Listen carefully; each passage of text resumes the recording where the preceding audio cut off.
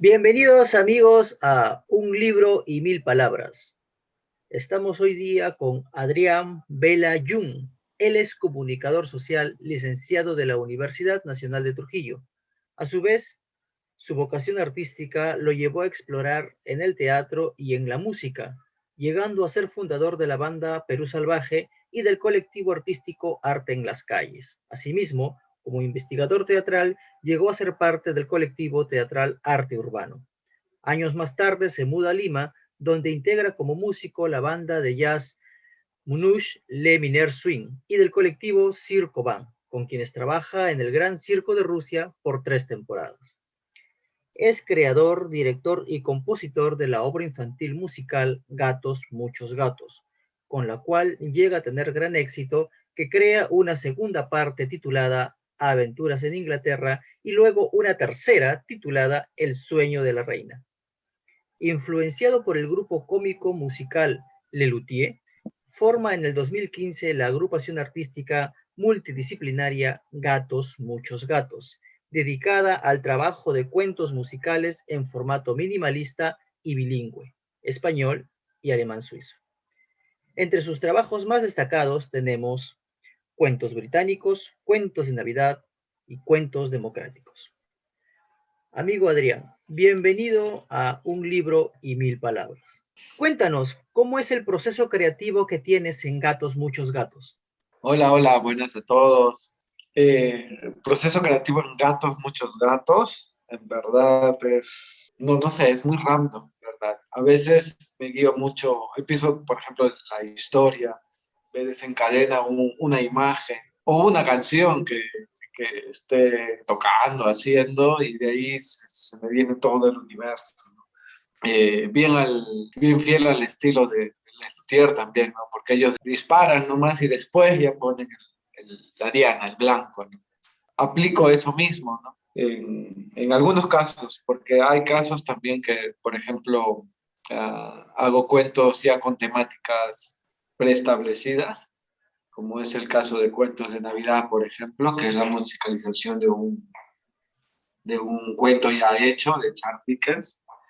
Y ahí sí, me presto de otras formas, ¿no? Por ejemplo, en ese caso del cuento de Charles Dickens, me inspiré mucho en bandas o sonidos de Inglaterra, ¿no? Comencé a escuchar mucho rock, mucha música de ahí, de Gran Bretaña, y más o menos para poder plasmarlo en algunas partes del cuento. Nos cuentas que tienes una gran influencia por parte del grupo cómico musical argentino Lelutier. Los que Sí, por admiramos a supuesto. este grupo sabemos que una de sus características de creación es la palabra, tanto en su significancia literal como implícita. Dinos, ¿cómo influencia ello en tu trabajo? Wow, en verdad, mucho, mucho, mucho. Lelutier siempre, es más, tiene un reconocimiento de la escuela de la Real Academia Española, ¿no? Por ser, por utilizar tan bellamente el idioma español, ¿no? De hecho, que el trabajo que ellos hacen es un trabajo muy exhaustivo de buscar los vacíos legales en el idioma o de buscar las conjugaciones exactas del idioma, ¿no? Y bueno, y la genialidad que a veces también lo mezclan con otros idiomas y queda espectacular.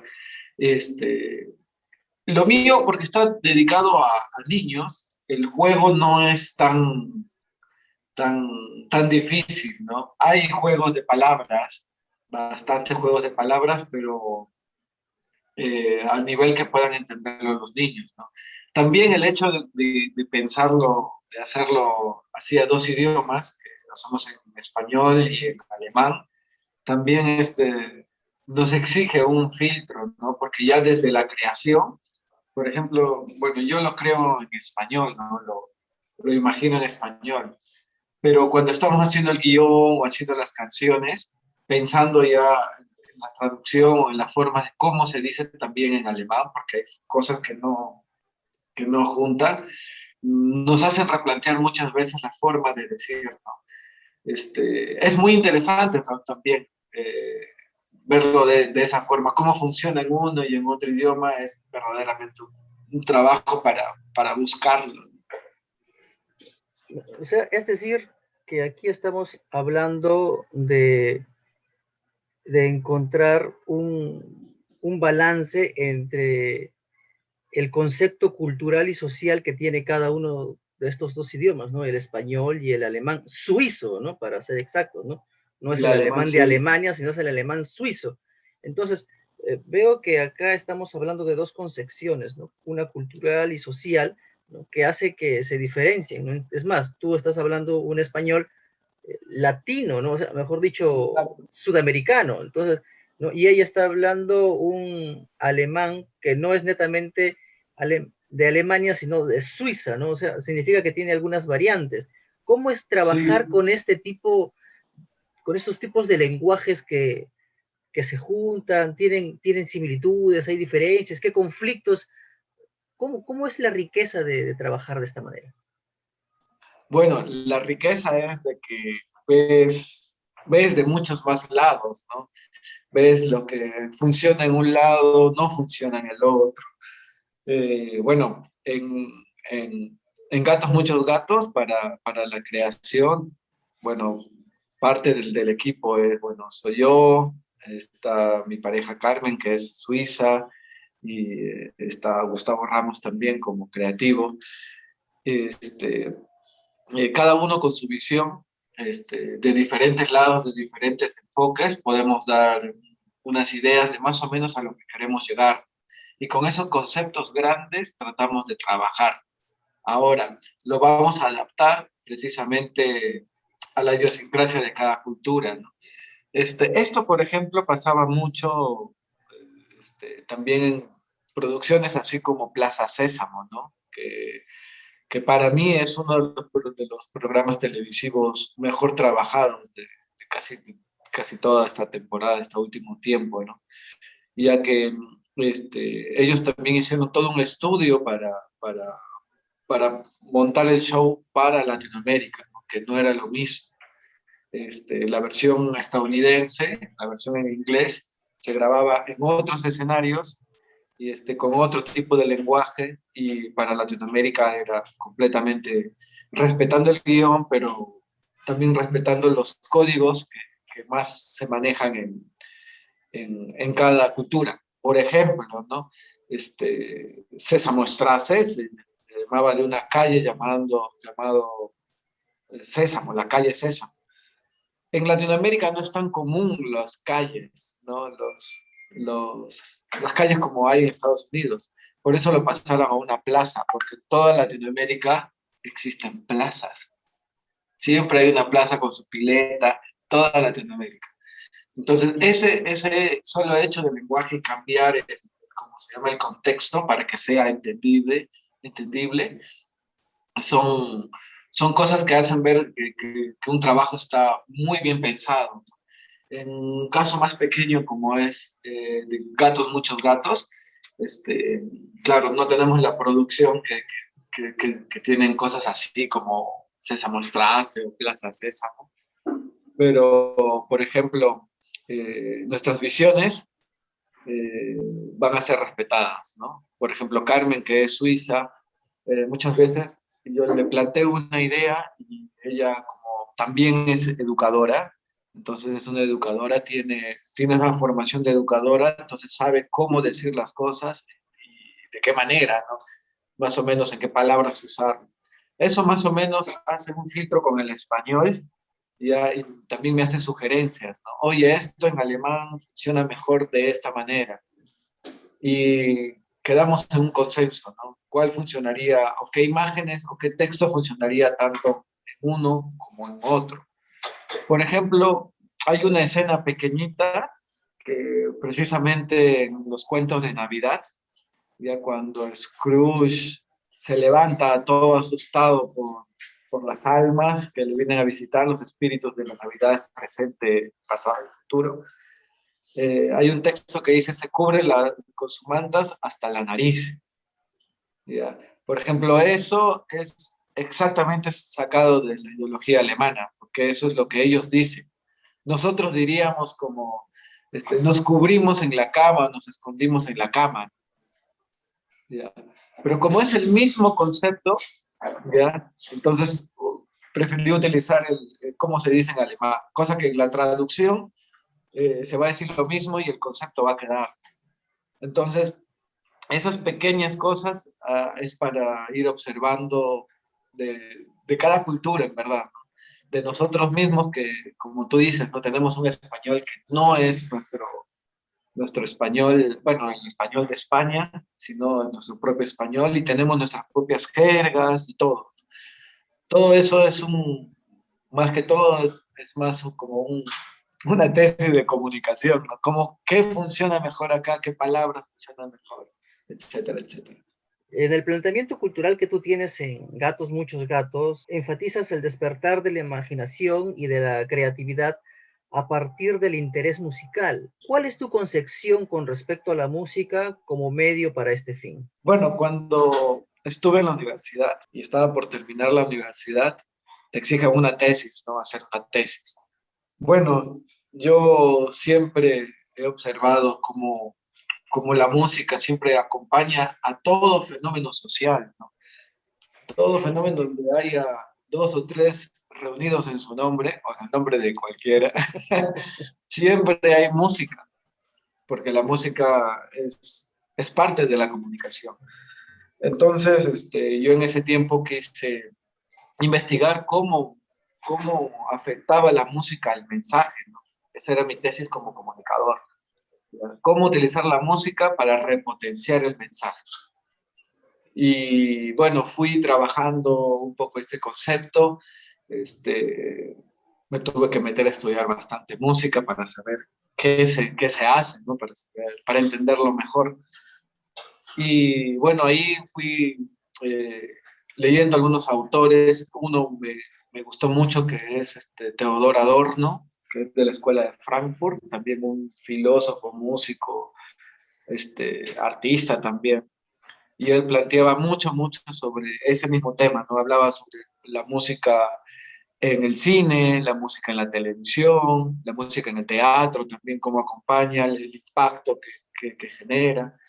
Bueno, ya conocí a Les Luthier y a mí Les Luthier me encanta porque puedes verte todo un show de ellos y soplarte todo un concierto de ópera y no te das cuenta. Es mágico. Ellos lo plantean desde el humor, pero todo lo que hacen, toda su parte técnica es impecable.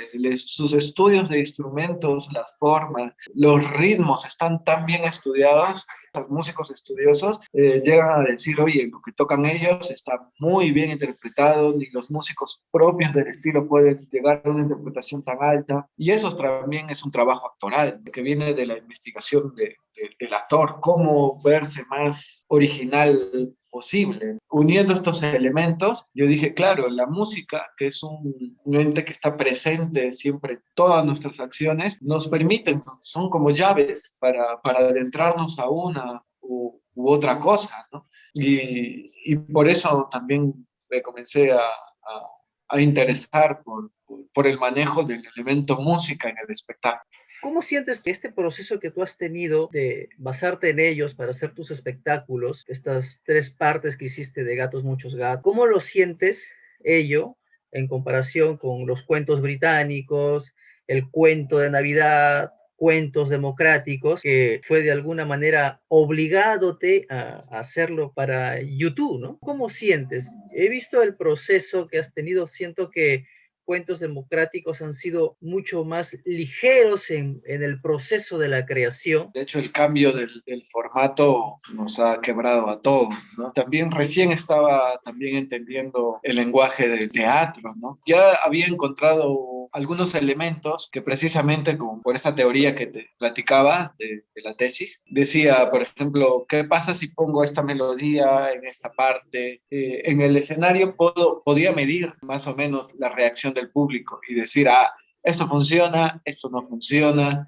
Y vino pandemia, tuve que cambiar a este lenguaje y en verdad fue un reto muy grande, porque yo estaba trabajando con 4 personas y ya luego en pandemia solamente teníamos 2 personas para hacer todos los demás personajes, me di cuenta que algunas cosas que había pensado, algunas escenas que había pensado que se tenían que ver en grande, movimientos grandes, en la pantalla ya no funcionaba porque se veían muy pequeños. Aparte de la pantalla del celular, que es lo que más usan todos, no se apreciaba. Entonces tuve que cambiar toda la forma en que yo veía la obra.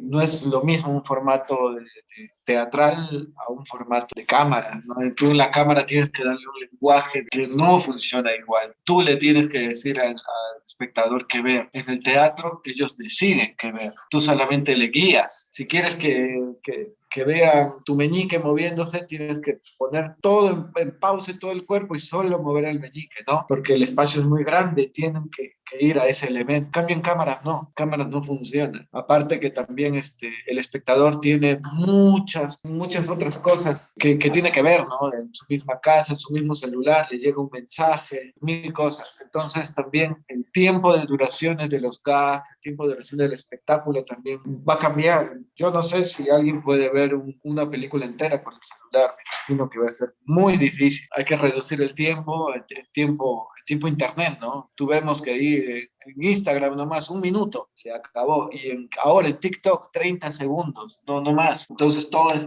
mucho más rápido. ¿Cómo sientes tú que este proceso que tiene la música como lenguaje universal incentiva en el individuo a leer? Yo creo que precisamente es la imaginación la que nos hace leer, ¿no? Justo recordaba este pasaje también de Les Luthier que dicen Saladino y todos responden ¿no? Y es muy cómico. Yo recuerdo cuando la primera vez que lo escuché era muy pequeño, era un niño. Se me quedó el nombre Saladino y lo fui a buscar. Ahí estoy leyendo ya. Y descubrí que era un personaje importante en la retoma de la península por parte de los españoles, ¿no? Cuando estaban expulsando a los moros, ¿no? Y Saladino era un general muy grande, era una persona muy poderosa. Y ya lo conocía por este sketch teatral, ¿no? También me llamaba mucho la atención los instrumentos hechos, ¿no? Me puse a investigar cómo suenan, por qué son así. Entonces, no solamente la música incentiva la lectura, ¿no? Cada elemento, creo yo. El teatro es la que reúne a todas las artes, ¿no? Porque hay el texto, hay que cuidarlo, hay las luces, la imagen, el vestuario, pintura también. Se puede contar historias eh, mediante el teatro, ¿no? Y es como leerlo. Precisamente historias británicas, que son cuentos clásicos británicos, y un cuento de Navidad, ¿no? Que es de Charles Dickens. El teatro te permite acercarte también a la literatura y más o menos dar una mirada más divertida, ¿no? De repente es un primer alcance para después generar, decir, oye, yo más o menos vi este cuento, sé por dónde va, puedo leerlo y entenderlo mejor. Y ahí ya estás incentivando la lectura. Entonces, todos los elementos, el teatro ayuda mucho, el teatro, este, como ente social también, ¿no? Como fenómeno social, es una herramienta para utilizarlo, para educar, para mostrar y para crecer. Bien, amigo, muchas gracias por tus palabras. Realmente es inspirador el trabajo que estás haciendo y esperamos tenerte con nosotros en alguna otra oportunidad para ver si nos cantas un cuento. Bien, amigos, gracias a ustedes por estar con nosotros y nos vemos en otra oportunidad aquí en Un libro y mil palabras. Unas palabras finales. Realizó estudios.